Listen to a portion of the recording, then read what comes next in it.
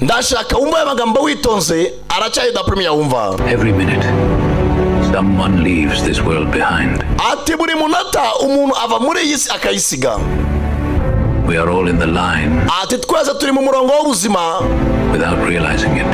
Ariko tutabizi. We never know how many people are ahead of us. Ntabwo tujya tumenya ni bande bari imbere yacu cyangwa se ni bande bazapfa mbere yacu. We cannot move to the back of the line. Ntabwo twasubira inyuma mu murongo. We cannot step out of the line. Nta nubwo twava muri uwo murongo.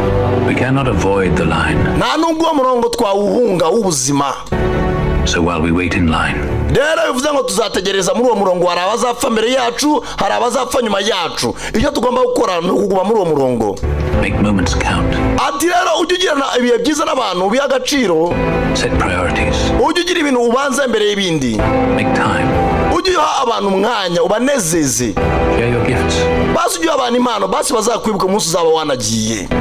Make a nobody feel like a somebody. Basi uzagira umuntu wumva ko kuba uri kumwe nawe uba byishimiye. Make your voice heard. Ujwi ryawe basi ujye urikoresha muri vuga ibyubaka abantu aho kugira ngo urikoreshe ryubaka ribasenya. Turn small things into big ones. Ujye fata ibintu bito ubigire binini cyane, ugire bigaragare neza. Make someone smile. Uzanezeza umuntu umwe muri iyi si. Express love. Uzajya ugaragariza abantu urukundo. Reconcile. Ujye uhumuriza abantu. Make peace. Ujye urema amahoro.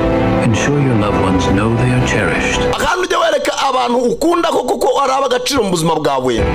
Live without regrets. Ujye ubaho udafite icyo wicuza.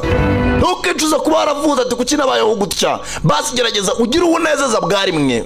Make sure that when you get to the front of the line, kandi ujye wibuka ko umunsi uzaba wageze imbere y'umurongo, you are ready to enter eternity with God. Uzaba winjiye mu buziraherezo bwo kubana n'Uwiteka Imana. Ubuzima bwawe buzaba burangiye. Nababwiye aracyari Sankara da Premier wumva.